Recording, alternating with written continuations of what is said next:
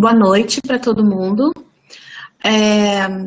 Então, aqui nós estamos iniciando mais um evento que já é tradicional na universidade, que é o Pré-Novembro Negro, onde o tema de hoje a gente vai tratar sobre a necropolítica, a pandemia e a importância do SUS nesse contexto. Um tema que ele é muito atual e a gente precisa debater e conversar e dialogar muito sobre isso, porque nós estamos vendo o que essa pandemia tem causado para a população negra. Como convidados de hoje, nós temos a enfermeira Elaine Oliveira Soares e o professor Alexandre Silva, que vão debater sobre essa temática, e eu vou deixar que eles se apresentem. Nós vamos iniciar com a enfermeira Elaine, que vai ter uma fala de aproximadamente 20 minutos, e aí as pessoas então podem fazer seus questionamentos ao longo da apresentação, e depois segue com o professor Alexandre. A professora Elaine, ela tem que se ausentar um pouco mais cedo da nossa fala, em função de um outro compromisso escolar dela, mas aí então a gente segue com o professor. Então, muito bem-vindos, Elaine, professor Alexandre, é um prazer receber vocês nesse pré-Novembro Negro. Estamos bem felizes com a presença de vocês aqui, espero que tenhamos um bom evento no dia de hoje. Então, passo a fala para vocês se apresentarem e logo inicia com a Elaine sua apresentação. Boa noite a todos e todas, muito obrigado por estar aqui, a convite de vocês, do PPG da Saúde Coletiva. É um prazer estar aqui com o professor Alexandre. Enfim, daqui a pouco a gente conversa um pouquinho mais. Sou aqui de Porto Alegre, sou servidora da Secretaria de Saúde e, no momento, sou da coordenação da Política de Saúde da População Negra. Boa noite a todas e todos também. Agradecer mais uma vez ao convite que eu recebi, todas as pessoas envolvidas, a você também, Gisele, que hoje vai moderar a nossa atividade de hoje. É sempre bom estar ao lado da Elaine e espero que a gente tenha um dia, como você mesma disse, que a gente possa aprender um pouco mais sobre esse assunto e, enfim, vamos lá. Eu quero fazer um parênteses, porque eu comecei apresentando os palestrantes e não me apresentei, né? Então, eu sou Gisele Gomes, eu sou enfermeira, mestre em saúde coletiva pelo PPG da Saúde Coletiva aqui da universidade, e sou também uma pesquisadora iniciante sobre a saúde da população negra e saúde da população imigrante, e tenho, assim, um grande prazer em estar hoje aqui mediando com vocês. Então, com a palavra, a Elaine. Então, tá. A minha tela já está aparecendo para vocês? Aqui, sim. Já? Sim.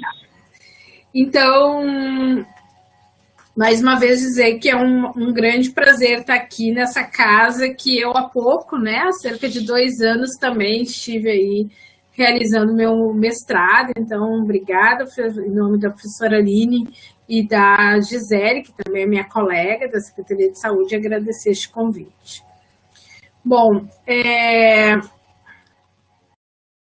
então, a necropolítica, na qual me coube aqui trazer um pouco para vocês, ela inicia a partir do professor Mapembe, Agílio Mapembe, que é um professor que nasceu na... ele não abre. Ele nasceu na República dos Camarões, né, na região ocidental da África, e é professor hoje atualmente de História e Ciências Políticas em Joanesburgo e também nos Estados Unidos.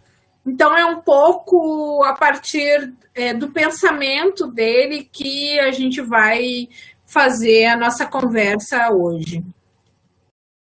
Bom, como que também começa a necropolítica, né? Como é que ela surge? Ela surge nos estados modernos, especialmente quando se vai pensar numa política de segurança, né? Então, ele pensa na lógica da segurança para cuidar das pessoas, mas ela faz uma reflexão a partir de que também, no mesmo momento que tu pensa na segurança, ela também pode trazer a insegurança, a violência, a morte, enfim. E aí, o Mbembe, ele bebe na fonte de Foucault, a partir da noção de biopoder, para poder compreender, né, e fazer uma nova reflexão, trazendo o conceito de necropolítica. Então, é importante a gente entender também o biopoder, que para Foucault ele é o controle e regulação da vida, né? Então ele passa a refletir sobre o processo da governamentalidade, ou a governabilidade, e o autor sugere isso no final do século XIX. Então é importante a gente entender também onde houve uma mudança significativa do exercício do poder vinculada à Constituição e o ordenamento dos Estados-nação. Tá? Então, e aí ele pensa nisso como nesses estados modernos, que é uma forma de modificar diante da moralidade moderna e de todo esse aparato burocrático do Estado, que passa a pensar, o Estado que pensa o fazer viver e o deixar morrer, né? Então, e ele questiona como que nas condições de um Estado que tem o papel de cuidar dos seus, né, olhar pelos seus, ele pode também fazer um papel político de matar, de reclamar a morte, de pedir a morte, de mandar matar, de expor a morte e dar a ordem de matar, né? Então, ele destaca isso como uma noção de biopoder, que é uma regulação das vidas. E aí ele também traz uma categoria de raça nessas relações sociais, que é aí que Mbembe começa a discutir a necropolítica, né? Que ele se utiliza da noção de biopoder de Michel Foucault a partir do incremento da imigração branca no país, que percebe que o discurso de racialista que reorganiza novas modalidades de dominação que se alimentam numa utilização peculiar do dispositivo de biopoder. Isso o professor Carlos dos Anjos, que é um professor nosso da URGS, ele traz isso para dialogar sobre as noções de biopoder de Foucault. E aí também a concepção de diferenças raciais do ponto de vista biológico, em outras palavras, a desumanização de grupos étnicos estrategicamente selecionados, foi um argumento que possibilitou e ainda hoje, né, atualmente, ele se mantém nos tempos atuais, possibilitando o genocídio silencioso de políticas, o de deixar morrer. Aí a gente pode olhar, né, para o nosso Estado, para o nosso contexto brasileiro, né, para o Estado, que em suas políticas, embora um contexto que nós temos muitos dados, temos uma mudança de dados estatísticos que mostram as desigualdades na vida entre raças, mesmo assim, e dados estatísticos e qualitativos sobre a realidade da vida da população negra, mas insistentemente o Estado permite e deixa morrer os corpos negros nascidos sob o seu mando.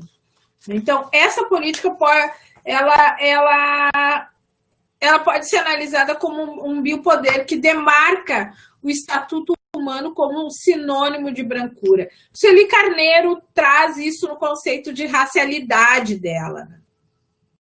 E aí ela diz, né, também compreende na mestiçagem brasileira, que foi radicalmente disciplinada na Constituição da Identidade Nacional.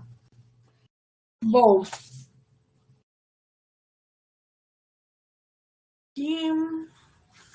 E aí o Foucault ainda responde com que o racismo é a exemplificação do biopoder, é a exemplificação da forma discursiva capaz de produzir o disciplinamento moral para deixar morrer. Então, ele diz que a forma que se denomina, né, a forma que se pode representar e exemplificar o biopoder é o racismo, né, o quanto ele se exerce aqui.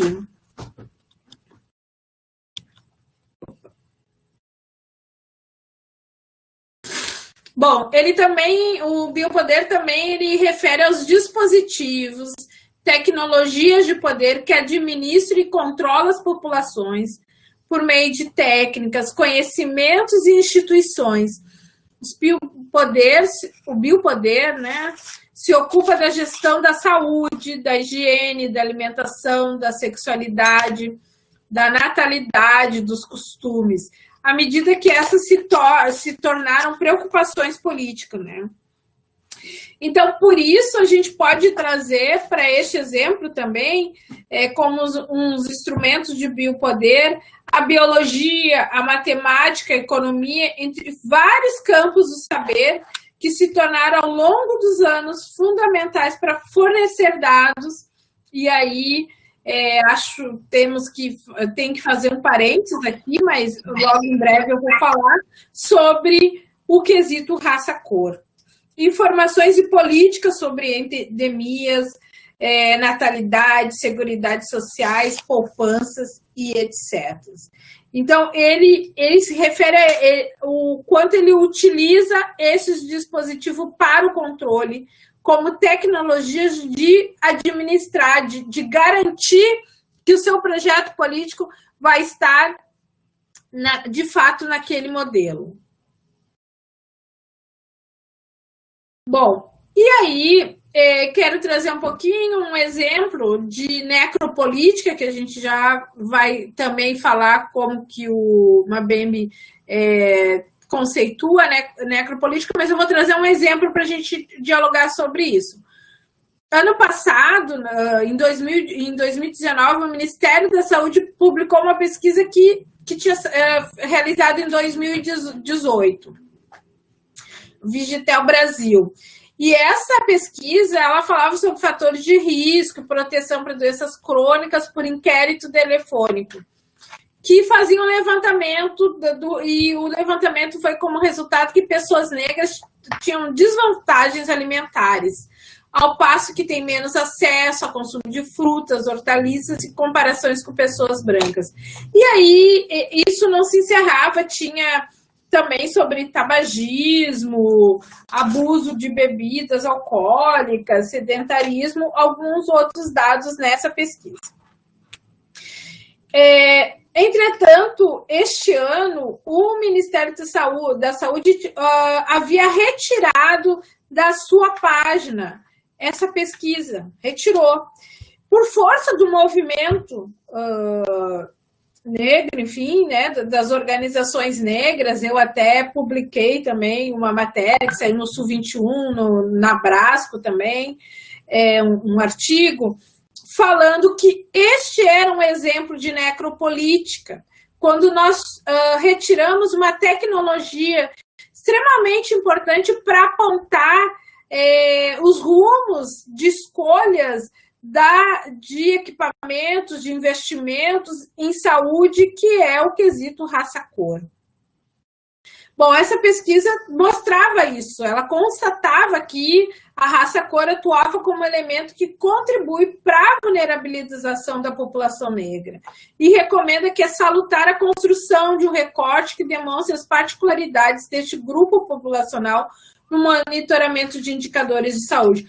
Pois bem, se tu é gestor e isso não te interessa, tu não tem este compromisso e tu está permeado por essa necropolítica, realmente vai excluir esta pesquisa tão importante aí, e que saiu do ar e foi para um outro lugar, enfim, que não era era o que estava antes e era o mais recomendável, né?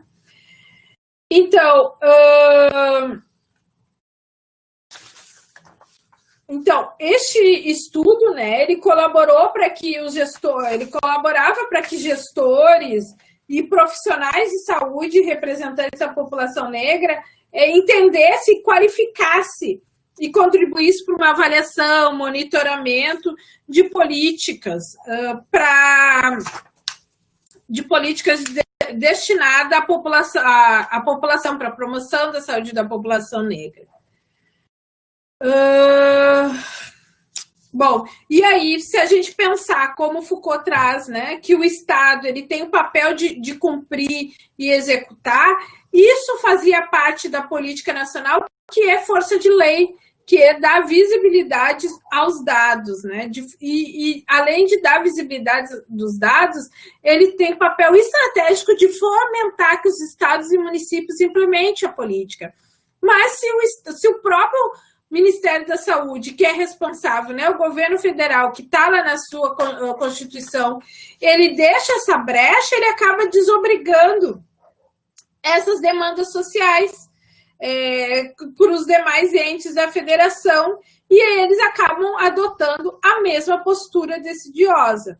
E essa conduta contraria todos os princípios constitucionais que prevêem a epidemiologia, que é a base para a elaboração das políticas públicas, e vai de encontro ao dever de cumprir a lei e de torná-la fato, direito na vida das pessoas.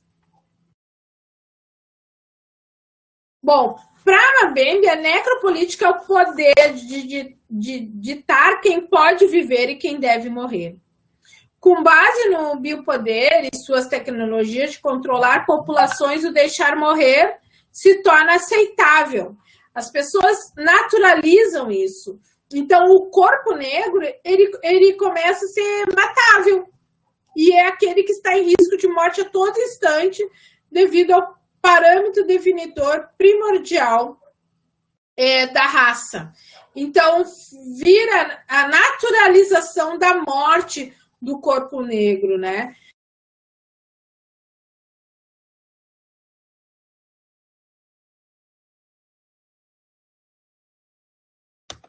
Ui, travou aqui. Passou. Que aconteceu aqui em Gravataí, no Rio Grande do Sul, no Hospital Dom João Becker, que quando o Everaldo Fonseca, o senhor Everaldo Fonseca, 62 anos, estava acompanhando a sua esposa, que estava hospitalizada neste hospital, sentiu na pele o que era a dor de viver em uma sociedade racista que nos discrimina e desumaniza, apenas por sermos quem somos, por sermos corpos pretos. Então, seu Everaldo foi agredido verbalmente, fisicamente, pelos seguranças e também por alguns trabalhadores da saúde que lá estavam naquele momento, acusando ele que tinha pegado um celular e a acusação injusta e desmentida, acrescenta que pode ter levado à morte de sua esposa, porque logo após ela teve uma parada cardíaca, frente a essa situação desesperadora, né, que ela presenciou ali, estava internada, enquanto o seu marido estava passando por isso. E o caso do seu Everaldo é um caso de necropolítica. E não, porque também não é um caso isolado. Isso não acontece só com o seu Everaldo, acontece em todo o Brasil. O racismo, ele não adormece, ele acontece em todo tempo, toda hora está acontecendo um caso de racismo, e o racismo, ele se mantém, ele se torna vivo, ele cria novas formas de existência. Então, e isso aconteceu neste hospital, e isso acontece nas unidades de saúde, em clínicas e instituições públicas e fora do SUS, instituições privadas também. Então, mesmo em tempo de pandemia, era início aí da pandemia, abril, e isso aconteceu por conta aí do coronavírus, e isso aconteceu, este fato com o seu Everaldo. Então,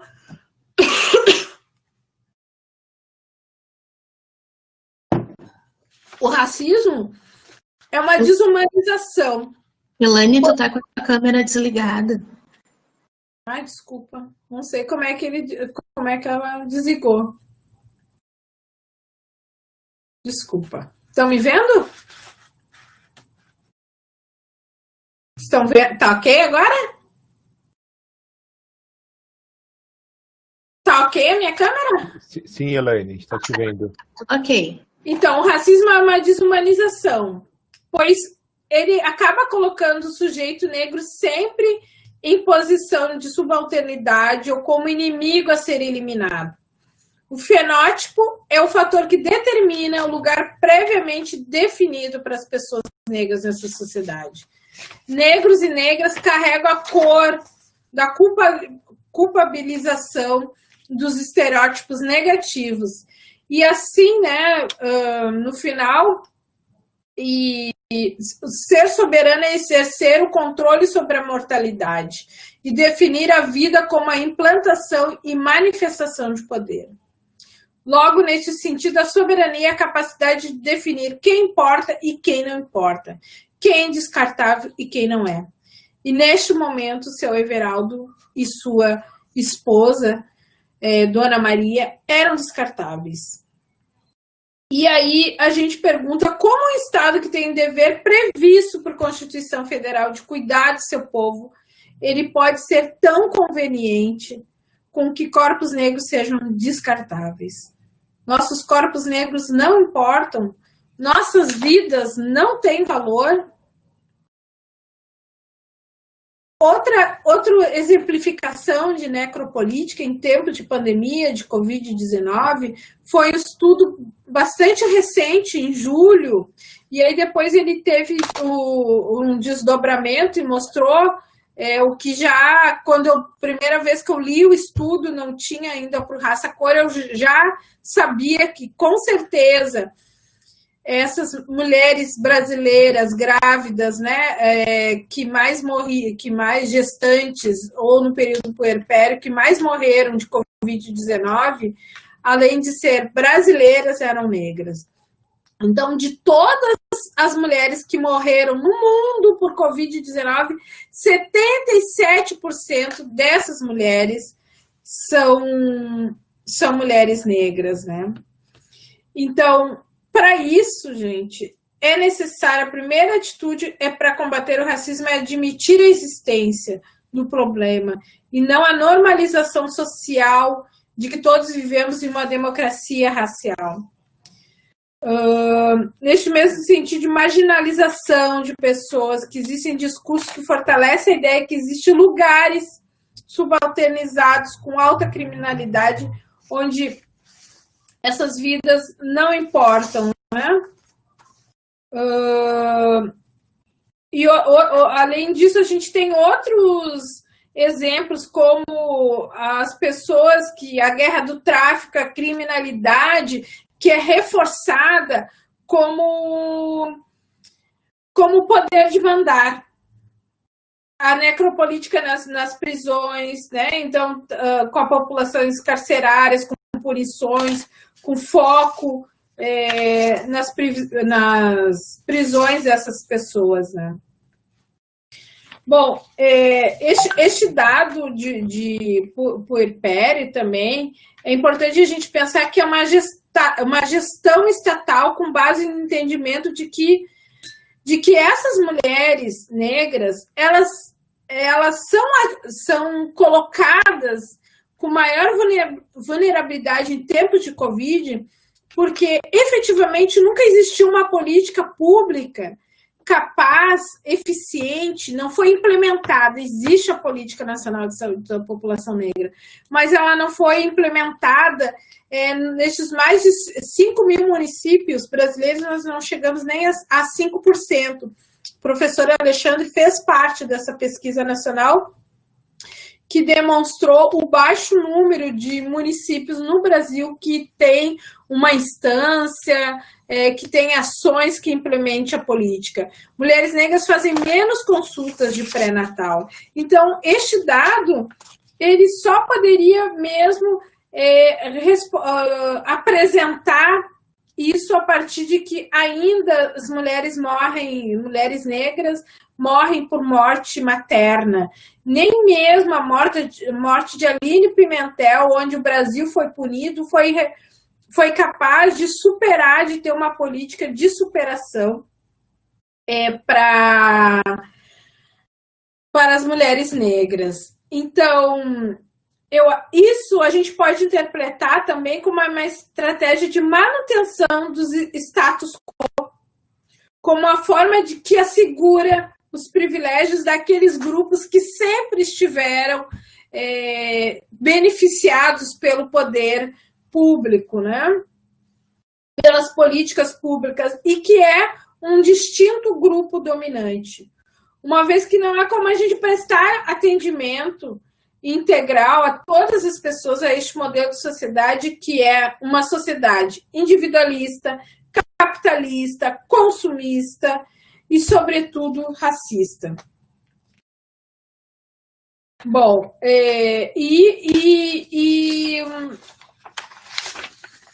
deixa eu passar aqui para o próximo. Bom, então, uma vez que o racismo se manifesta das mais diversas formas, e essa é uma das exemplificações que demonstra a necropolítica, que se demonstra que estão valorando, né, de valorar o ser humano, impondo práticas de assujeitamento aos corpos negros de uma aviltante hierarquia racial. Então, esses exemplos que eu trouxe para vocês é para demonstrar o quanto que a necropolítica ela se coloca na saúde, se coloca no exercício de nos privar, de privar as pessoas negras da sua plena condição de desfrutar o seu bem viver, né? E para isso é importante ações como hoje, que vocês estão fazendo aqui, para desvendar os processos de formação dos trabalhadores de saúde, dos que já estão, ou os futuros trabalhadores de saúde, para demonstrar que o racismo existe e ele tem... e que a necropolítica permite este exercício, né? Ela dá ordem, ela deixa que isso aconteça. Acho que era um pouco isso que eu queria trazer para vocês. Deixa eu ver, terminou meu slide. Gratidão, obrigada pelo convite, obrigada por vocês me escutarem um pouquinho, de fazer este exercício, quis trazer um pouco mais de exemplo para que vocês possam compreender, né? Obrigada, Elaine, né? É sempre muito bom te ouvir, porque, assim, eu sou tua fã, sempre disse isso, desde que comecei nessa caminhada de pesquisa, tu é a referência e é por aí que eu iniciei. Eu não sei se tem algum questionamento, mas eu queria só que tu conversasse um pouquinho com nós, rapidamente, sobre a política, a implantação da política, porque eu acredito que algumas pessoas ainda não conhecem essa caminhada. Aqui em Porto Alegre, nós somos referência em função de um movimento que foi feito na Secretaria Municipal de Saúde na implantação dessa política, né? Então, se tu pudesse conversar rapidamente, assim, e nos contar como é que ela se implantou, foi implantada e o que nós fazemos hoje aqui. Uma das primeiras ações que nós fizemos em Porto Alegre, lá em 2010, foi dar visibilidade para os dados por raça-cor. Os dados por raça-cor em Porto Alegre nunca havia sido analisado e muito menos publicizado. Então, a partir disso, nós analisamos e publicizamos os dados para a sociedade civil, para os trabalhadores, para a gestão. Porque isso também foi a principal estratégia do movimento especial de mulheres negras para a implementação da Política Nacional de Saúde da população negra. E é importante a gente dizer porque, tendo os dados, bom, não tem como dizer, não é a população negra que mais adoece, não é a população negra que tem menos acesso, não é a população negra que mais se infecta pela tuberculose, pelo vírus do HIV, enfim, estavam ali os dados.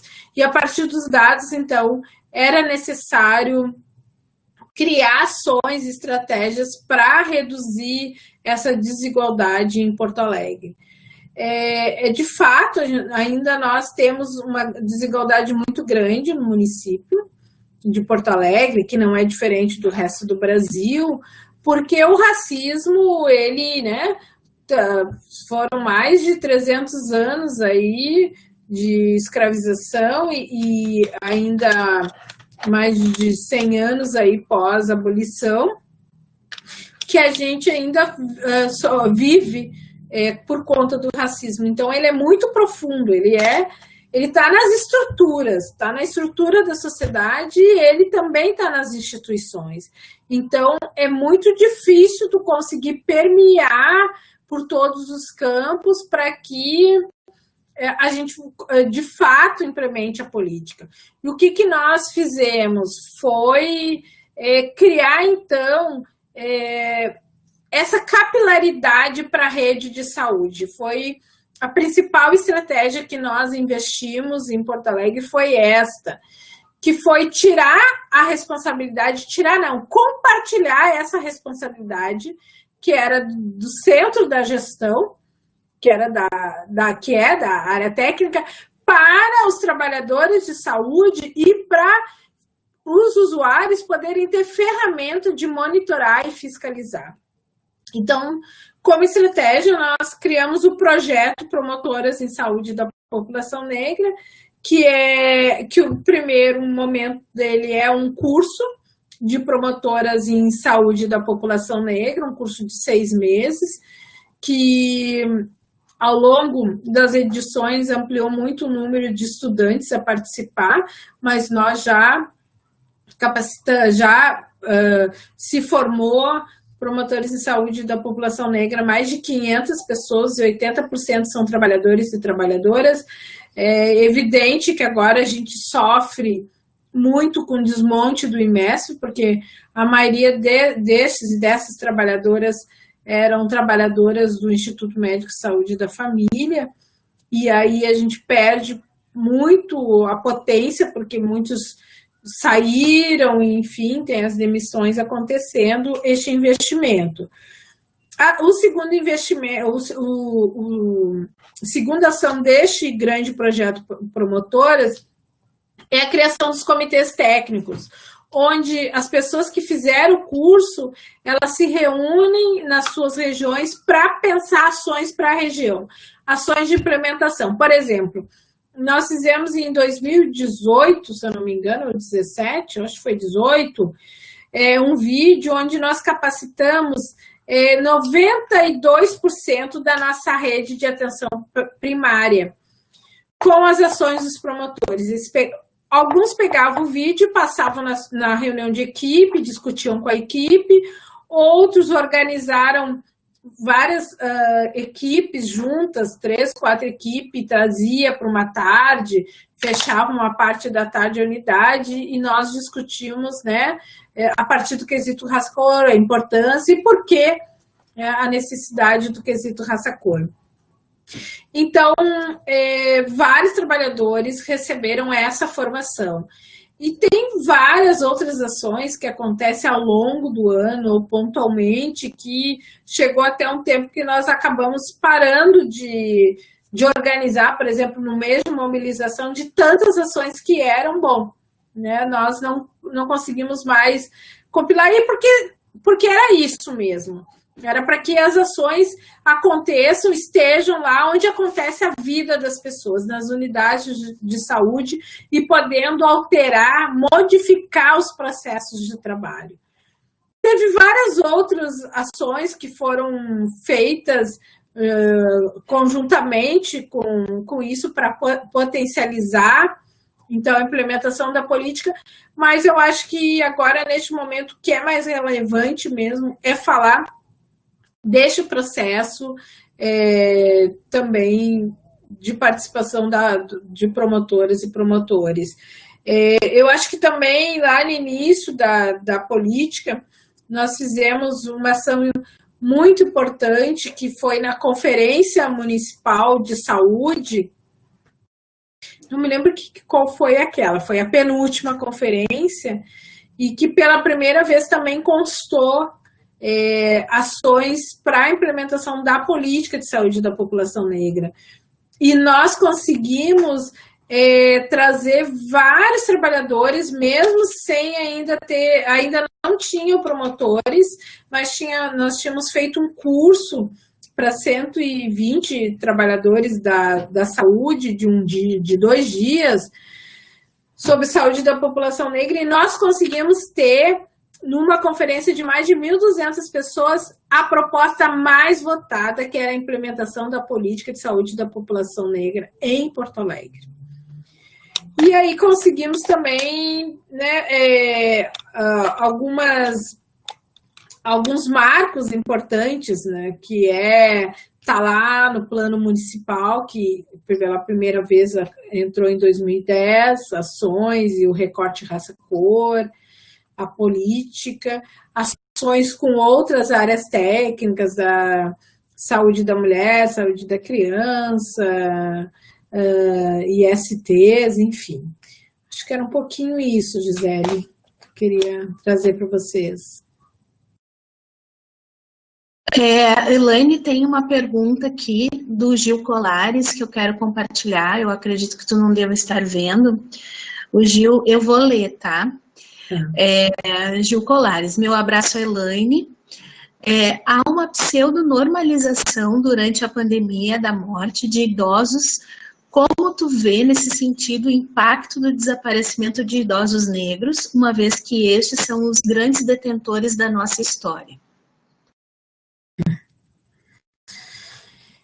Pois é, Gil, que bom que tu tá aí, Gil, que bom te ouvir. E ouvir, não foi ouvir, né, mas poder compartilhar contigo e ouvir essa tua pergunta através da Gisele. Então, Gil, para mim é uma política mesmo, é uma necropolítica que está instalado no Estado brasileiro e que está dando mando, que está ordenando, que está permitindo o extermínio da nossa juventude, e agora, por conta do Covid-19, não só a juventude, pelo extermínio aí, principalmente da polícia, né, pelas mortes violentas, mas também o extermínio da nossa população a partir de todo o investimento que não houve para a população negra poder se proteger do Covid-19, poder estar em condições melhores de cuidado para o Covid-19.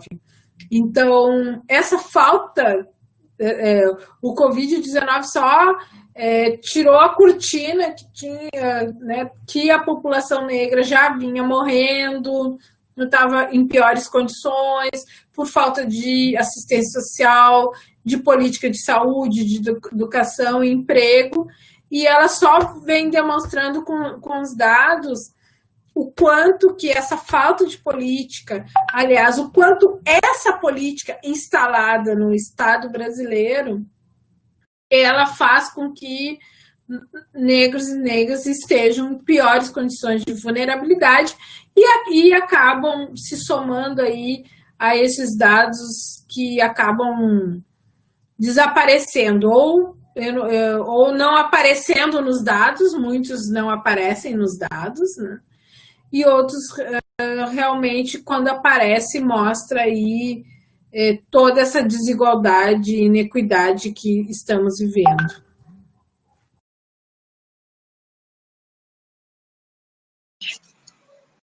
Deixa eu ver, eu acho que eu não tenho, aqui não tem mais nenhum questionamento. Então, tu já está com teu tempo bem justo, né?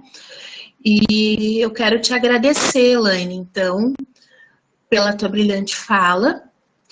Eu sei que tu tem que te ausentar em função da universidade. E muito obrigada por compartilhar, porque, assim, tu traz a experiência de Porto Alegre, assim como tu traz a experiência do geral, né, do que é a construção da história da saúde da população negra ao longo do movimento, do movimento em si, né, do movimento negro, de todo um histórico de debate, lutas que a gente tem e que hoje culmina aí eu acredito assim, penso eu, numa ameaça, né, porque nós tivemos momentos muito bons dentro da política e hoje a gente tem que estar, parece que malhando num ferro frio para poder seguir adiante. Então, acredito que era isso, te agradeço. E se tu quiser continuar aí, então agora eu vou passar a fala. Gisele, me permite? Claro. Então, quero me despedir de vocês e quero dizer que nós estamos vivendo um momento político muito difícil no cenário brasileiro, estadual e municipal em relação à saúde e tantas outras políticas, mas em especial a saúde. Então, quero dizer para vocês que também vamos viver um momento que nós podemos decidir por uma melhora na nossa vida, em melhores condições, e de que nós possamos garantir pessoas que compreendem e vivenciam o que nós falamos enquanto política pública para todos e todas, com equidade. Então, nós estamos frente a eleições municipais. E eu, como mulher negra, não poderia deixar de falar que as mulheres negras não chegam nem 5% de vereadoras e vereadores em todo o Brasil. E se nós fizemos parte da história, nós contribuímos, nós escrevemos, construímos essa nação, mas nós precisamos estar nesses espaços também, não só de executar, de fazer acontecer, mas de decidir, e os espaços de decisão é na Câmara de Vereadores. Então, nós temos essa oportunidade de, eu digo para as pessoas brancas também, de exercer, então, o seu antirracismo e apoiar candidaturas de mulheres negras.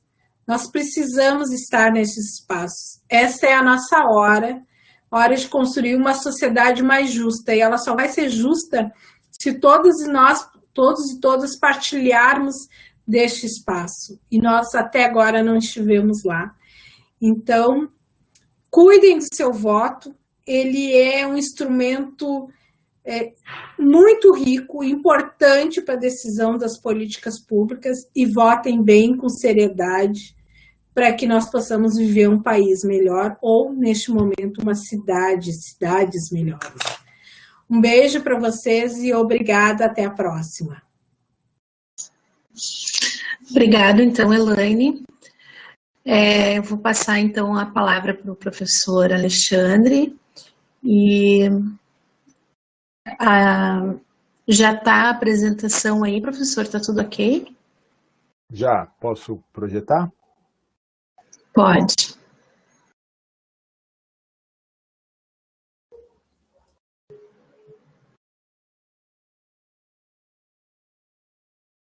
Bom,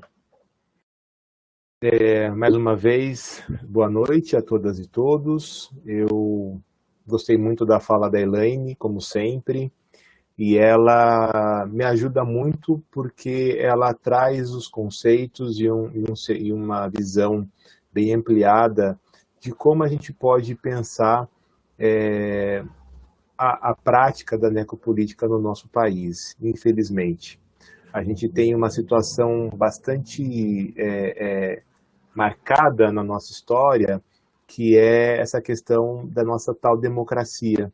Então, como é que ela se dá? Então, a última frase da Elaine resume muito bem essa condição que nós temos, ou seja, de não termos representantes negros e negras nos postos de tomar decisão, nos cargos políticos, e quando alguém, a gente viu recentemente aí, tenta fazer uma ação de equidade, tentando colocar mais pessoas negras em postos de poder, né, foi feito agora aí, a gente vê toda uma parte da sociedade revoltada com isso. Bom, então, para tentar manter a linha de discussão, eu trago uma frase do Achille Mbembe que fala o seguinte: mas sob quais condições práticas se exerce o direito de matar, deixar viver ou expor à morte? Quem é o sujeito dessa lei? Então, vai ser em cima dessa frase que eu vou apresentar um cenário da população negra, esse envelhecimento e alguns apontamentos sobre a Covid, que, como a Elaine já disse também, traduz bem essa prática da necropolítica. Eu tento dizer que a gente tem passado por várias crises simultaneamente. Uma crise econômica, uma crise política, os conflitos sociais e raciais que sempre existiram, mas agora ganham mais força, uma crise sanitária que a gente percebe por essa falta ou essa prática insuficiente de enfrentamento à Covid para alguns grupos sociais, e a Covid em si, que trouxe tudo isso à tona, e agora, a cada mês que a gente vê passar essa pandemia, ou não passar, né, a pandemia junto com a gente percebe que novos elementos vão se somando, a ponto de dizer que os idosos que eram altamente perigosos, chamados de risco, vejam só, que termo mais feio esse, agora para algumas famílias, se o idoso vira óbito, a família vai ficar ainda mais desamparada financeiramente, e aí o idoso vira até proteção.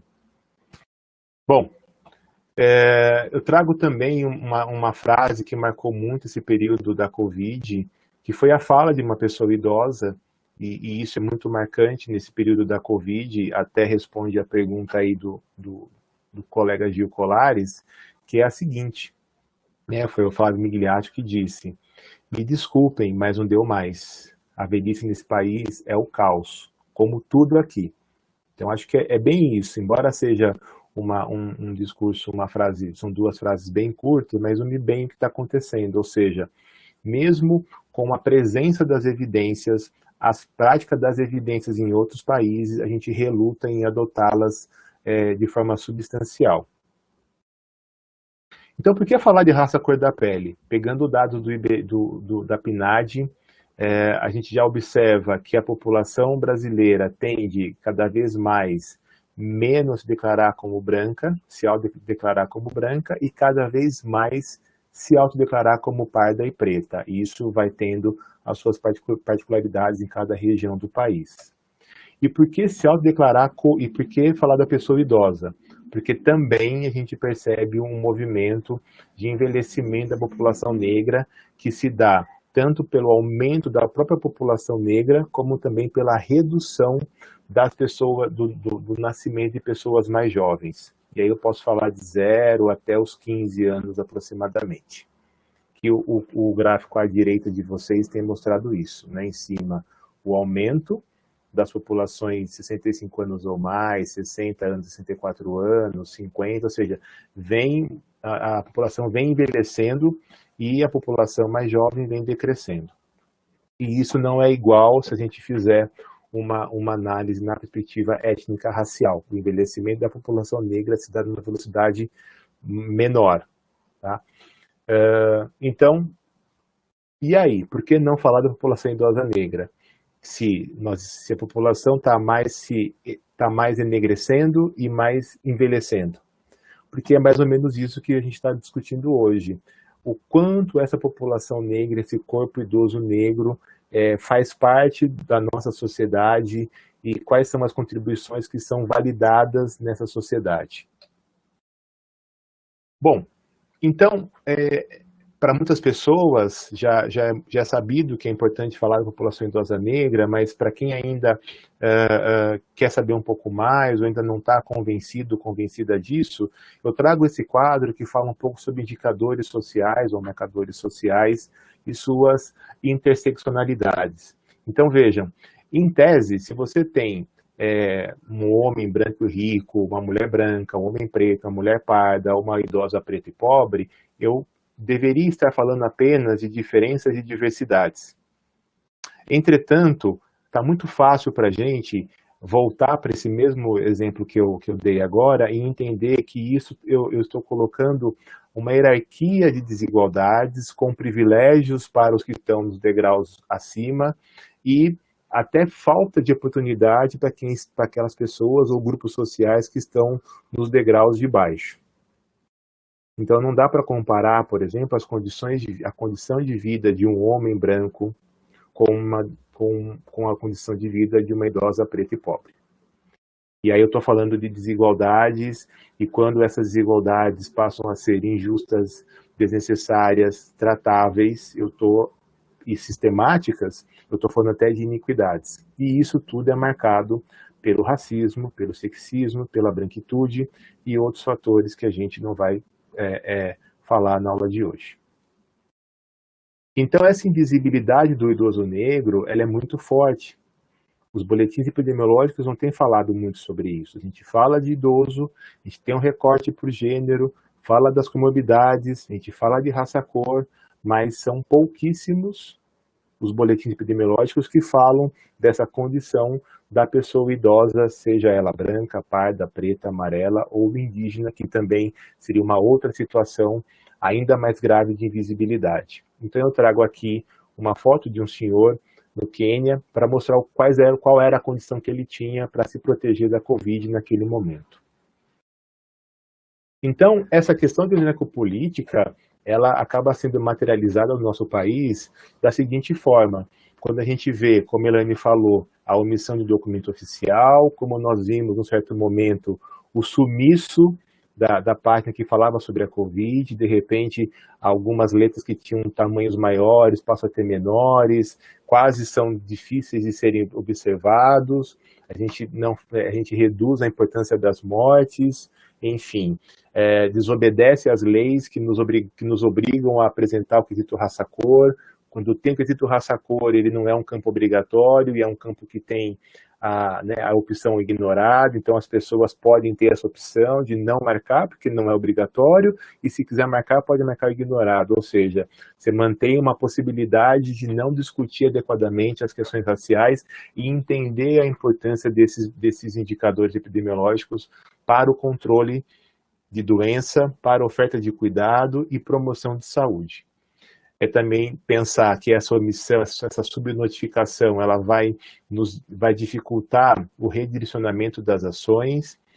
Pode ser sim falar de genocídio de idosos e negros em particular, porque você também não vai ter as ações específicas. E o que sobra aí de oportunidade é a gente pensar no geoprocessamento, que ajuda a ter uma noção macro da condição de enfrentamento à Covid. E aí eu trago para a gente refletir um pouco quais são os locais nesse momento de pandemia que as pessoas idosas estão. Então elas estão nos quilombos, a gente percebeu o quão vulnerável esses espaços ficaram no tempo da pandemia, então chega informação sobre como lavar as mãos, mas não chega água, por exemplo. Falta alimento. São muitas pessoas negras que trabalham na informalidade e vão trabalhar para manter a segurança das pessoas não negras e muitas vezes recebem o privilégio, aqui eu coloco bem entre aspas, de poder dormir na casa da pessoa para evitar o deslocamento, para não se contaminar, desconsiderando que essa pessoa tem uma família que também ela está preocupada e essa família também a quer por perto. Muitos idosos negros estão na rua, em situação de rua, sem também as condições mínimas de alimentação, uso do banheiro, os cuidados de proteção. Muitos estão em home office. Alguns estão nas comunidades, nas favelas também com dificuldade, tanto para acesso à água, alimento e as orientações de distanciamento social. Alguns estão esperando o benefício, muitos estão privados da liberdade, e aí uma situação muito importante para se destacar de qual eram as condições. Chegou-se a falar até em colocá-los em contêineres metálicos, enfim, uma situação que não é tão justa para um ser humano. E há um grupo de pessoas idosas, tanto homens, de gênero masculino e feminino, que estão também sozinhos. Isso é um dado bastante preocupante também. Então, a gente pode pensar que a Covid ela não tem sido tão democrática assim. Em alguns dados eu tenho mostrado, o Diese lançou dados importantes recentemente falando que, dada a classe social e outros fatores, há grupos que estão conseguindo ficar mais tempo seguindo essas recomendações, enquanto outros estão cada vez mais sendo colocados em situação de vulnerabilidade. Então a gente pode fazer qualquer combinação aí que você vai encontrar grupos sociais vulneráveis, em vulnerabilidade. Negros velhos, negros pobres, velhos pobres, negros, enfim, tudo isso nos coloca diversos grupos sociais em vulnerabilidade que demandariam também cuidados específicos. Então, falar do racismo não é só resumir a conversa para informação raça-cor. Informação raça-cor, se eu quero olhar para ela, eu não posso olhar assim como eu olho se a pessoa fuma ou não fuma, se tem hipertensão ou não tem hipertensão.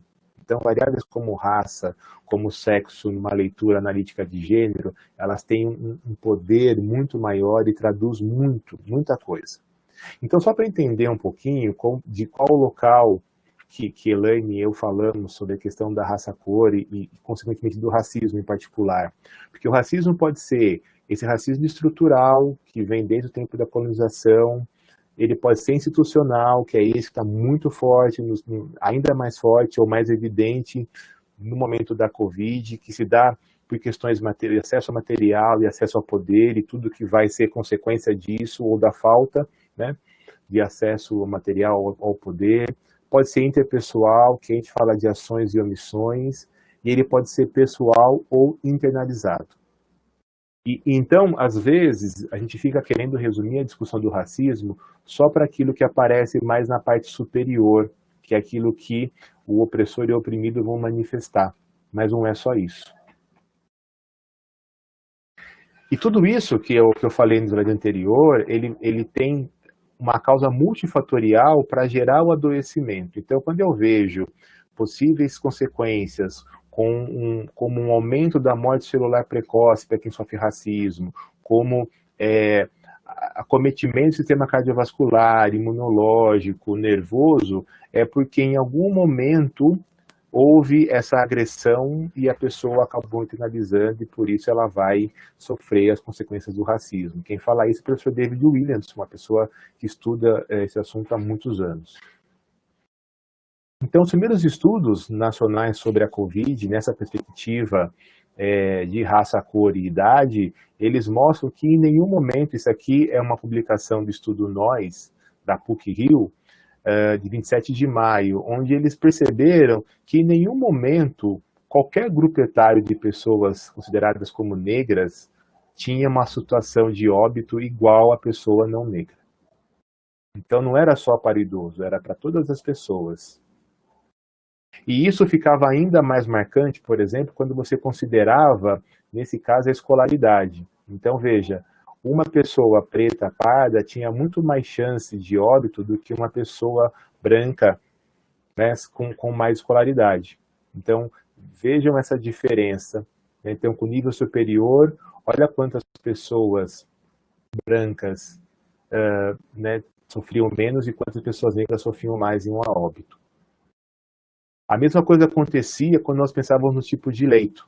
Então, as pessoas pretas e pardas também tinham mais óbitos se comparado às pessoas brancas. Então, tudo isso vai reforçando essa questão de necropolítica, de racismo, de iniquidades, porque se você tem cenários iguais, porque ainda assim pessoas pretas, pardas, morrem mais, ou sofrem mais, ou adoecem mais, ou têm menos saúde? E menos saúde eu posso falar, por exemplo, a gente entende que quando chega a pandemia, há um grupo de pessoas negras mais acometidas pelas doenças crônicas não controladas, não estáveis. Nesse slide agora eu falo um pouquinho sobre isolamento e distanciamento, que também foi um grande fator. Então, eu trago aqui a fala de uma poeta, Paulina Tiziane, que ela dizia o seguinte, que a quarentena mundial dura alguns anos, alguns meses, e toda a gente já sente saudades de ir à rua, de respirar o cheiro do mundo. A privação da liberdade dos africanos durou séculos, e é exploração.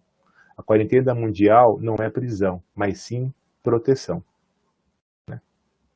E aí eu vou fazer, de novo, vou trazer o assunto das cotas do Magazine Luiza, que é justamente isso. Não é racismo, é justamente uma prática de equidade sendo falada de forma justa, praticada de forma justa. Foi nessa mesma análise que Kimberly Crenshaw também percebeu, né, que uma empresa, naquela época, contratava negros, contratava pessoas negras, mas não contratava mulheres negras. Então ele tinha recorte de mulheres, tinha de negro, mas não tinha de mulheres negras, por exemplo. Trago também um dado mais recente aqui, eu fiz essa apresentação junto com o SESC e a Fundação Perseu Abramo ontem, falando um pouquinho sobre o panorama dos idosos negros no nosso país. Esse é um estudo de caráter e relevância nacional, porque foram investigados idosos de várias partes do país. Eu só trouxe alguns indicadores para perceber como eles vão moldar a condição de vida e vão também explicar a questão da necropolítica e como é difícil a gente entender que essas pessoas negras possam ter boas possibilidades de enfrentamento da Covid sem uma ajuda externa. Então, por exemplo, aqui, falando um pouquinho sobre a facilidade em ler e escrever, vejam que, aqui está marcado pardos e pretos com essas cores, veja que os idosos homens, os negros, consideravam muito difícil ler e escrever, e as mulheres também. Então, isso já faz pensar, por exemplo, se o uso de dispositivos, como a gente tem percebido, né, e tantos apps fazendo tantas coisas boas, se isso vai alcançar, por exemplo, as pessoas idosas negras. Porque aí tem outra questão que também é da renda pessoal.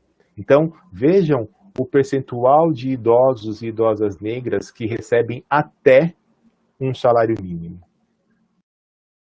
E aí, o conceito, a prática da necropolítica se reforça quando a gente ouve de uma representante do governo de que a morte de idosos seria uma economia para a sociedade.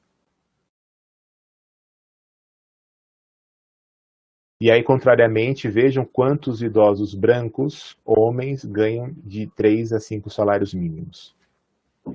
Quando nós pensamos no acesso, no uso de serviços de saúde, mais do que a população como um todo, a população idosa negra utiliza-se muito mais do SUS. Veja, mais de 80% das pessoas usam o SUS.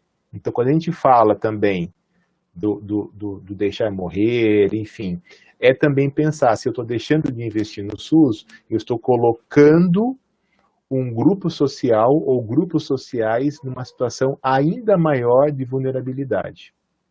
E veja o contrário, e aí a gente vai entender, por exemplo, como o sistema econômico ajuda a reforçar isso. Há um grupo social que está usando bem o plano particular de saúde. E aí a gente tem, né, por interesses políticos, a gente não pode esquecer disso, que o único ministro que conseguiu minimamente defender algumas ações importantes para a Covid foi o mesmo ministro que no começo desse governo queria acabar ainda mais precocemente com o SUS. Então, o que a gente defende, as pessoas que estão no SUS, acreditam no SUS, é que, no mínimo, depois dessa pandemia, que o SUS se fortaleça.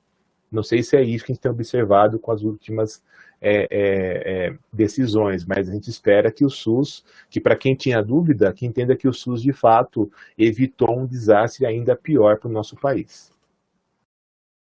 Quando nós pensamos nas pessoas mais próximas, essas pessoas idosas negras, vejam agora algo bastante preocupante, que é falar, por exemplo, do idoso preto. Que o idoso preto, por exemplo, é aquele que menos ajuda, recebe ajuda do cônjuge, companheiro ou companheiro, e é aquele que mais mora sozinho, ou não tem ajuda de ninguém.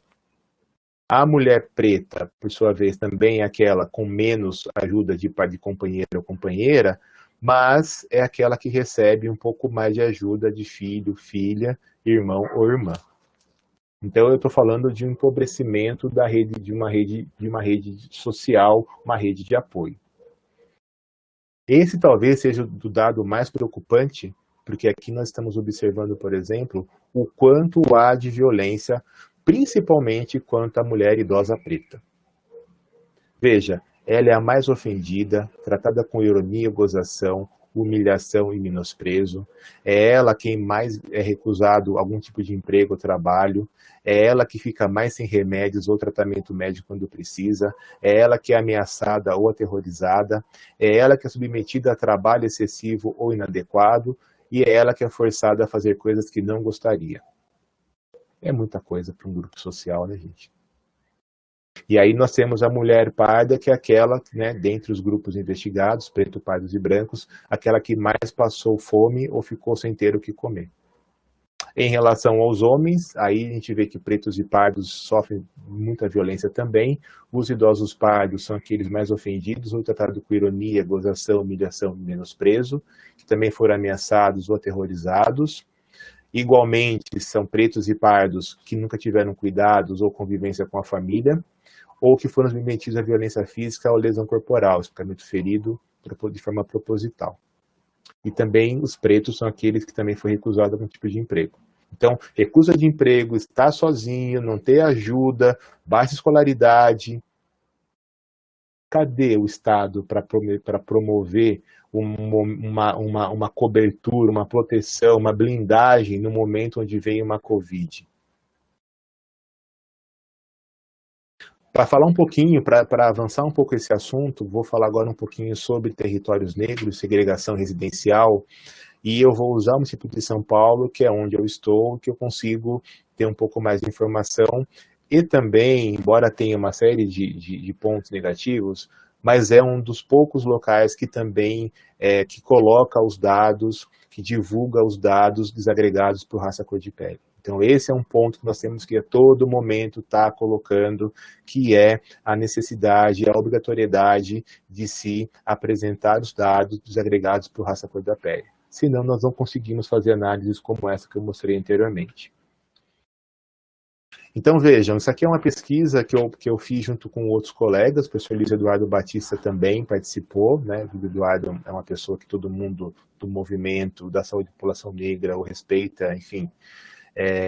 A gente investigou, por exemplo, e percebeu que são os idosos pretos e pardos aqueles que mais apresentam essas comorbidades que estão aumentando a chance de óbito para a Covid. Então a questão é, por que não houve, como eu falei anteriormente, essa forma de proteção para esse grupo? Se nós temos uma série de evidências, guidelines, falando do quanto é tratável hipertensão, é tratável diabetes, é tratável derrame, por que é que esses grupos sofrem muito mais do que os outros grupos? Então não é discutir agora só o efeito do medicamento ou da terapêutica, é discutir as práticas, como é que essas práticas estão ocorrendo diante de um corpo negro. Aqui falando, por exemplo, das condições de vida, então vejam, os idosos negros com aquelas comorbidades são aqueles que ainda mais trabalham. É uma coisa meio estranha, né? Quer dizer, está mais doente, ainda precisa trabalhar mais com aquelas condições socioeconômicas de escolaridade, de renda, de recuso ao trabalho. Não tem como não pensar que há um racismo presente demarcando essa trajetória de vida dessas pessoas. E os idosos pardos são aqueles que, para somar tudo isso, eles têm também uma maior vida no campo. Para a gente que é da gerontologia, viver no campo, infelizmente, é um sinal de que a questão de acesso à vacinação, risco de ter passado fome, leitura, pensando na questão nas funções cognitivas, possa ter sido mais precário para esse grupo. Então, territórios negros é isso aqui. Então, aqui eu trago um mapa de São Paulo, onde aqui à direita de vocês eu estou apresentando o mapa de São Paulo. Quanto mais escura a região, maior a presença de pessoas negras. Nessa região central, além de ter menos pessoas negras, é onde o PIB também é maior. E vejam a sobreposição que a gente pode fazer quando a gente olha à esquerda o mapa de óbitos pela Covid. Veja que é uma sobreposição. Então, nos territórios negros, lá em abril de 2020, tinham mais pessoas morrendo pela Covid. E aí também nós temos agora uma questão pelas comorbidades já presentes, o quanto isso é maior nas pessoas com 60 anos e mais. Esse dado talvez não seja uma grande novidade para nós, para quem está acompanhando. E aí o reflexo acaba sendo isso. Então, a gente pode, nessa tabela, até discutir um pouquinho a questão do colorismo, porque as pessoas pretas, não só idosos, as pessoas pretas aqui têm 62% mais de chance de ir a óbitos comparado às pessoas brancas. E os pardos, 23% mais de chance. Agora, pegando aqui setembro de 2020, 3 de setembro de 2020, aqueles mesmos territórios periféricos que eu falei para vocês antes, agora sim, falando só sobre o óbito de idosos, vejam que idosos negros e idosos brancos são os que mais morrem nos bairros periféricos. Então, aqui é um dado que fala muito sobre a segregação residencial, ou seja, nos territórios negros, há a falta de assistência, houve a falta de tudo aquilo que era recomendado para que pessoas idosas, sejam elas pretas, pardas, brancas, amarelas, indígenas, pudessem viver mais. Ou morrer menos, né? Estou finalizando a apresentação. Então, falando um pouquinho daquelas crises que eu apresentei inicialmente, vejam, no campo da saúde, no campo da doença e do cuidado. Então, na parte política, a gente percebe que existe um congelamento de investimento, pensando em promoção de saúde, oferta de saúde. Na doença, houve um adoecimento também agora pelas carências sociais, essa maior exposição, e alguns transtornos também que vem acontecendo. E na população negra, a redução do cuidado à população idosa e população negra e a sua intersecção também. No campo sanitário, esse congelamento, o aumento das doenças crônicas, o surgimento de doenças erradicadas, e dá até para colocar aqui o aumento das mortes naturais e das mortes que já estavam acontecendo também, porque houve todo um redirecionamento do SUS para enfrentamento à Covid. E no cuidado, a diminuição da cobertura da atenção primária. Na parte financeira, o aumento das pessoas desalentadas, aquelas que desistiram de procurar emprego, e boa parte delas, adivinhem, são negras. O aumento do desemprego. No campo da saúde, o aumento dos transtornos mentais, do suicídio e da violência. E no cuidado, a dificuldade de acesso a programas sociais. Eu trouxe só alguns exemplos, talvez vocês também tenham outros exemplos para mostrar essa dificuldade, que passa por acesso ao manejo do celular, que passa por internet e assim por diante. A Covid, por sua vez, no campo da saúde, esse discurso negacionista, esse discurso político polarizado, dificultou as medidas de isolamento e distanciamento social, consequentemente, maior número de óbitos para populações idosas, negras e negras idosas, e no cuidado isso não permitiu uma organização ou uma reorganização para controle e tratamento. E quanto aos conflitos sociais e raciais, a gente cada vez mais, infelizmente, observa as mortes pela polícia, e em algumas regiões do país, mesmo com a pandemia e o certo distanciamento e confinamento, as mortes até aumentaram. Eu vou dizer aqui que que existe constantemente uma morte física e social, porque é isso. Quando eu vejo uma pessoa querida que morreu, eu morro um pouco também. E vamos lembrar das pessoas que não conseguem fazer também os seus rituais de luto.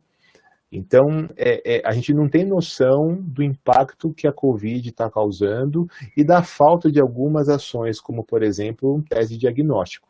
Então, aí começa, né, como não houve um pensamento, uma estratégia, começa a pensar em economias de testes. Com as economias de teste, pouco se faz de testes com quem morreu.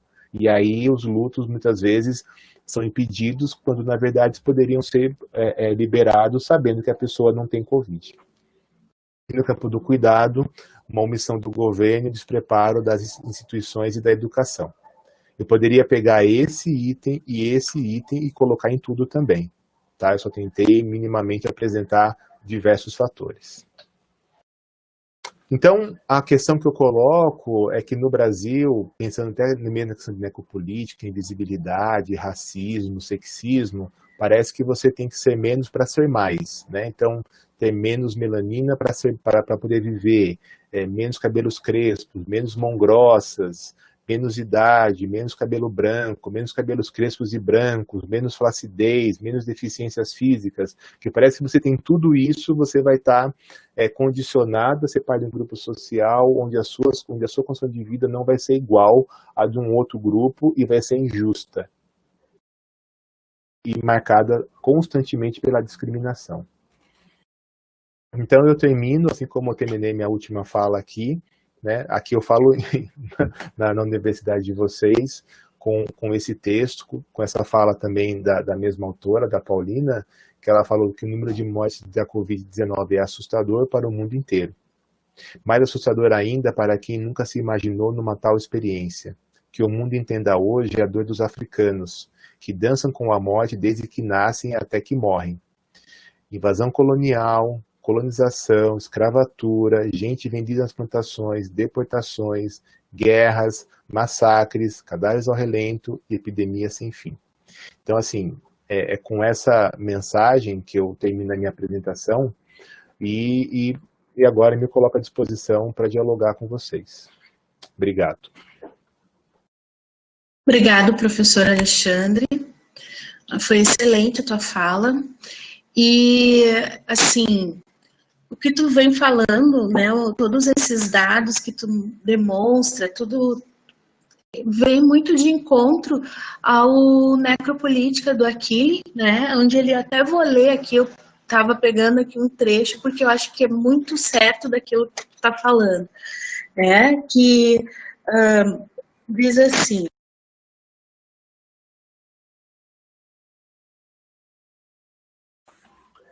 Tá mudo. Ficou mudo. Tá.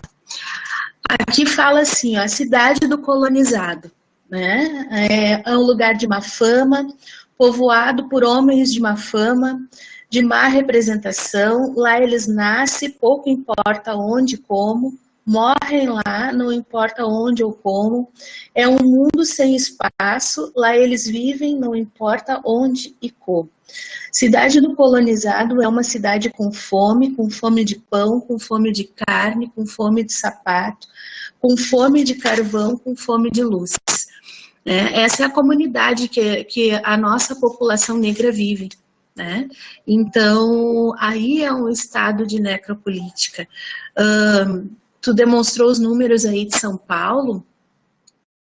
Nós não temos aqui os números de Porto Alegre, porque desde o início da pandemia a gente vive um conflito na gestão de demonstrar, através do quesito raça-cor, quem morre mais, né? Quem interna mais, quem adoece mais por Covid.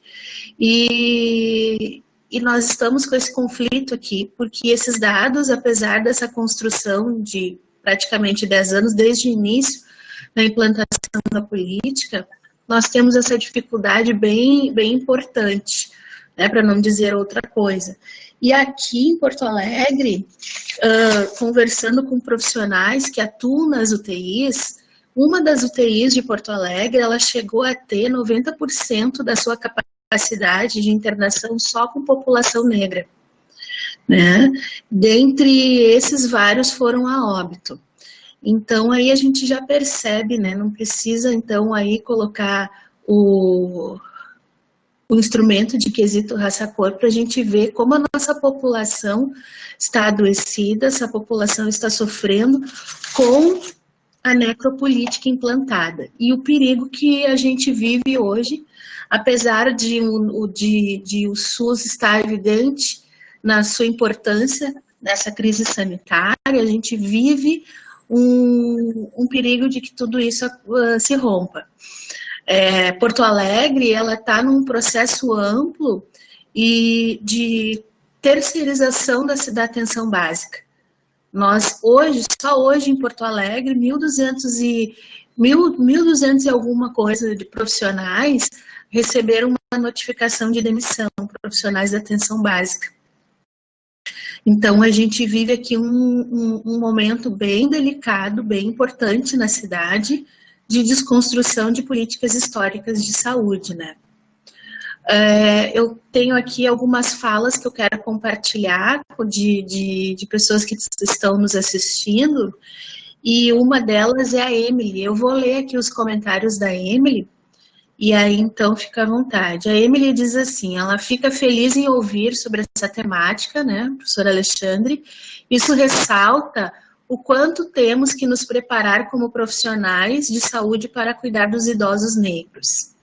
Ela ainda fala que ela fez o TCC dela sobre a temática da população idosa na abordagem da saúde bucal e o impacto do racismo nessa população, que traz as marcas na boca, porque o Brasil, ele é o país dos desdentados e também é o país que mais tem dentista, apesar de ser um país dos desdentados, né?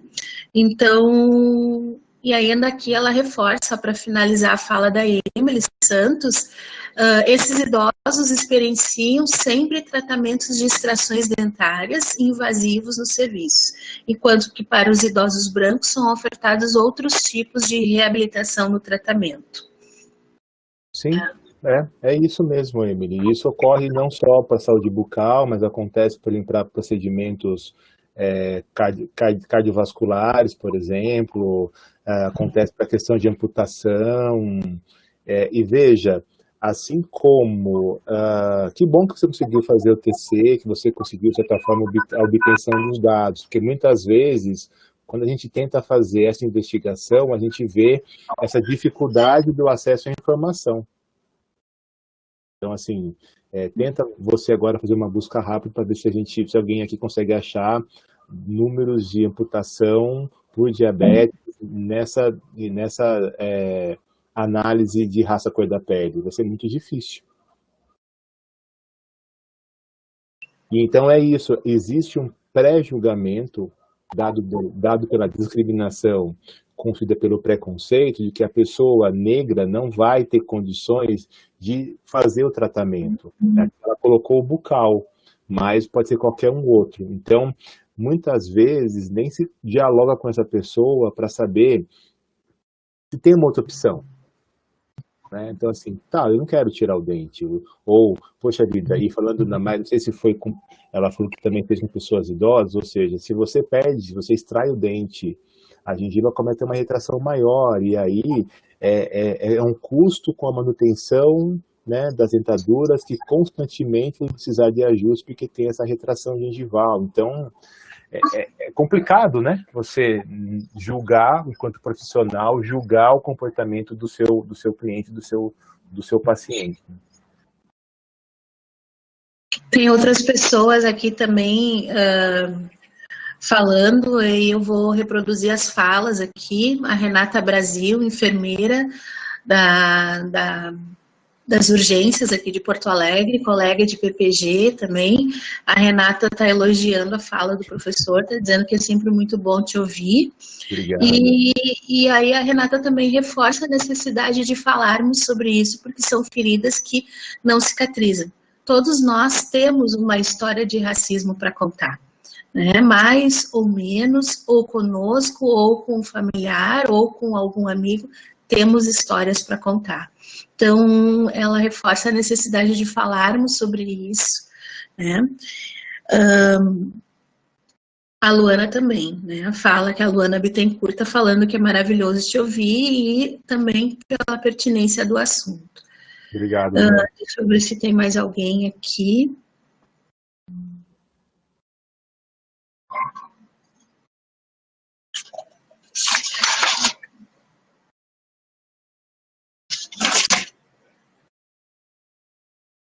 Gabriele Araújo está falando que é muito importante, né, a discussão sobre esses dados. E, como eu estava falando, esse movimento de terceirização aqui na cidade, ele coloca em jogo também a política de saúde da população negra e, no geral, todas as construções feitas até agora, porque, por mais que seja difícil, né, essa implantação, e Porto Alegre é referência, como a Elaine já falou, nós somos referência na implantação da política e com ela o cuidado com essa população no geral. Os profissionais que fizeram essas capacitações são os mesmos profissionais que estão sendo desligados da atenção, né? Então, a gente tem um risco bem grande de retrocesso. Eu queria te perguntar a respeito da população imigrante. Não sei se tu tem algum conhecimento, como isso está acontecendo a nível de pandemia, né, de Covid na cidade de São Paulo, porque aqui em Porto Alegre nós temos uma população bem importante de imigrantes negros, imigrantes haitianos e imigrantes senegaleses, e a gente tem conhecimento de alguns óbitos entre essa população e negligenciada também, né, pelo Estado e até pela comunidade em que eles estão inseridos. Como é que isso está acontecendo, se tem conhecimento de como isso está acontecendo lá aí no Estado, na cidade de São Paulo?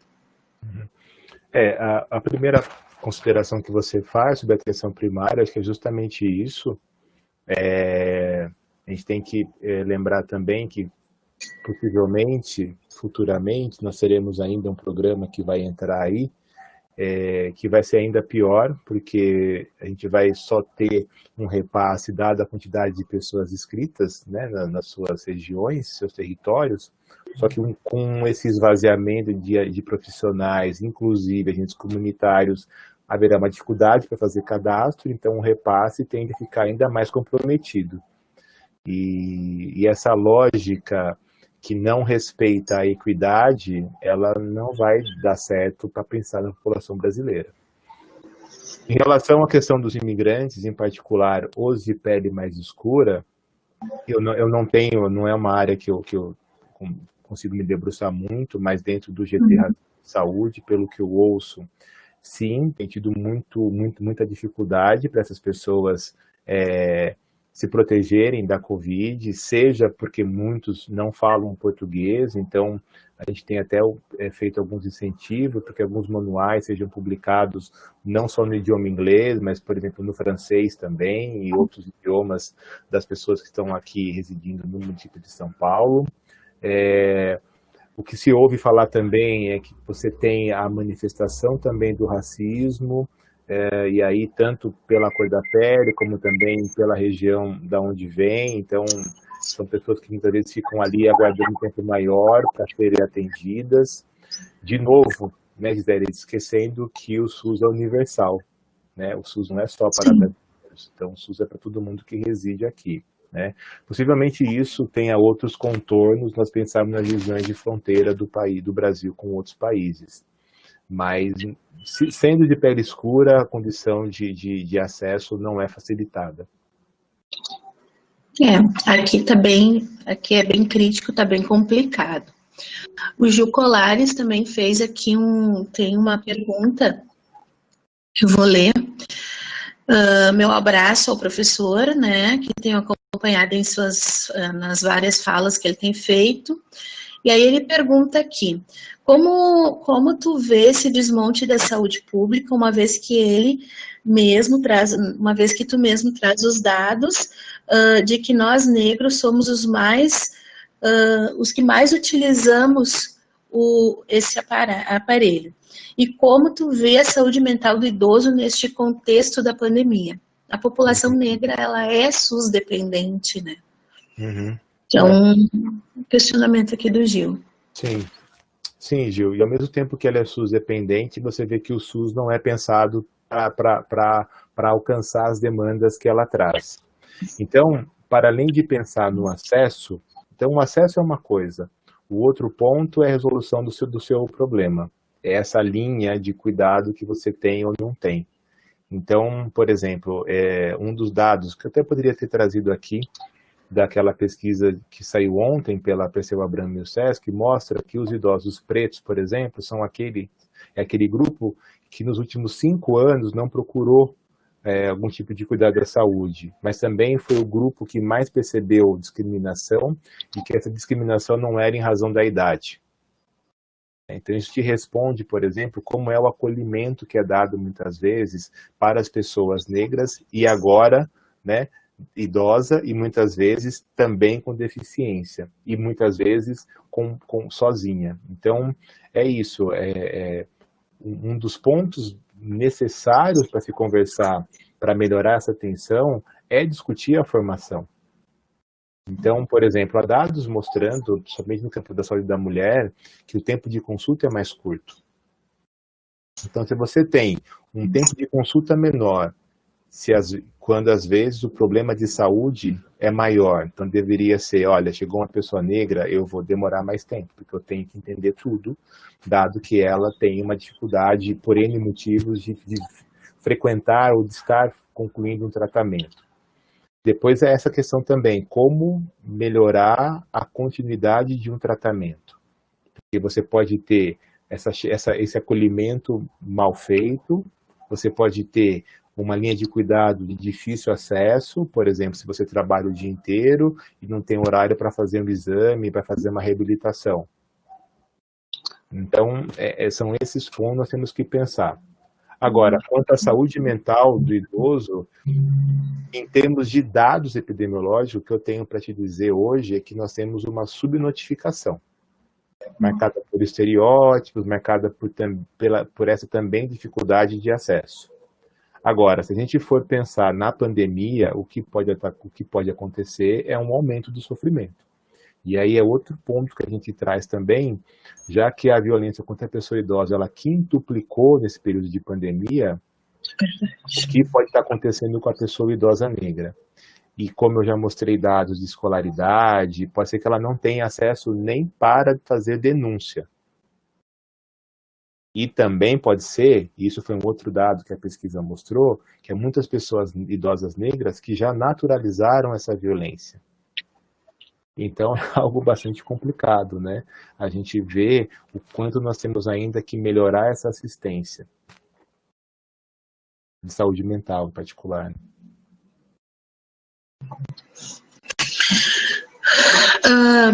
Eu acho que pelo adiantado da hora, a gente já vai se encaminhando para o encerramento. Uhum. Eu quero te agradecer, então, professor Alexandre, né, pela tua excelente fala. Eu tenho acompanhado também, né, algumas falas, assim, sempre que eu consigo, eu tenho acompanhado a tua trajetória nas falas. Acho que a pandemia, ela também proporcionou isso para a gente, né, mais possibilidades de poder acompanhar o trabalho de outras pessoas. Obrigada, então. Quero agradecer a comissão, né, porque a gente fez esse trabalho todo em conjunto. Eu fui a pessoa que menos fez, mas enfim, estamos aí. E quero deixar o convite para, então, o nosso evento do Novembro Negro, que vai acontecer nos próximos dias, em data ainda a confirmar, mas a princípio lá no início de novembro, final de outubro, início de novembro, vai estar sendo divulgado, e já fica o convite para que tu possa retornar conosco, seja participando de alguma mesa, assistindo. Muito obrigada, professor, obrigada ao PPG que proporcionou, então, esse canal e essa fala, disponibilizou para nós, e eu acho que se não tem mais nenhuma fala, deixo, então, para tua fala final e encerramos. Tá bom, Gisele. Bom, é sempre bom estar aqui com vocês, eu gosto de ter um diálogo sempre produtivo, construtivo, e vocês aqui da Federal do Rio Grande do Sul, eu vou falar esse núcleo, né, de estudo de saúde coletiva, o FAS. Então, isso é bastante interessante. Agradecer também a toda a comissão, a Aline que está aqui também, enfim. É bom falar sobre isso, é importante a gente publicizar esses problemas que afetam, é importante também falarmos de soluções, eu acho que é isso também, que a gente possa, cada uma que está aqui, poder refletir o quanto pode fazer de mudança no seu cotidiano. O que a Elaine falou eu reforço bastante, agora não só como membro do GT de Racismo e Saúde, mas como cidadão, como gerontólogo, então que a gente possa também nesse momento de eleição fazer escolhas mais assertivas e que a gente também, talvez seja esse um outro desafio, que a gente consiga convencer outras pessoas que fizeram votos errados, que façam votos mais assertivos, porque assim a gente consegue fazer uma mudança. Não tem jeito, se a gente não ocupar também espaços como esse político e de tomar decisão, a gente vai sempre ter mais dificuldade para pautar aquilo que não é nada de exagero, não é nada mais. Eu acho que é isso também, quando a gente fala desses assuntos, parece que a gente quer um tratamento super VIP, e não é super VIP. Se fosse igual a todo mundo, nós não estaríamos discutindo esse assunto, é que ele sempre foi desigual, e desigual para menos para a gente. Então, o que a gente quer vamos ficar igual, então para ficar igual, talvez nós tenhamos que agora pensar em ações que vão nos colocar um pouco mais rápido em algumas ações, e depois, quando tudo isso se equalizar, aí a gente pensa de fato nessa utopia, vou falar utopia ainda, de diversidade e falar de diferenças apenas. É verdade. Esse é um momento que a gente precisa repensar que é momento de mudança no parlamento, né? Então, se a gente quer o mesmo de sempre ou a gente quer mudar? Mulheres negras estão se candidatando, precisamos repensar para que caminho nós vamos seguir. E esse é o momento. Então, professor, só tenho a agradecer, muito obrigada. Obrigado a você. Valeu, tem alguns comentários aqui. Vou deixar uma mensagem para todo mundo aqui, deixa eu ver. Agora eu preciso aprender algumas coisas, né? Agora tem Instagram, essa coisa toda, né? Eu tô colocando aqui o endereço do Instagram, tá, pessoal? O que mais? Acho que é isso só, né? Aí lá depois tem LinkedIn também, acho que LinkedIn também deve ser a mesma coisa, que eu uso só esse recurso aqui, tá? Para LinkedIn, para Facebook, acho que é tudo isso aqui. Bom, quem quiser falar mais comigo também, a Aline tem meu contato, a Gisele tem o meu contato, enfim. Então tá, muito obrigada, professor. Fica aqui o contato, a gente vai disponibilizar aqui também as redes, e encerramos por aqui. Muito obrigada. Até a próxima. Esperamos te ver em breve por aqui. Tchau, gente. Obrigado por estarem aqui. Valeu. Tchau. Tchau.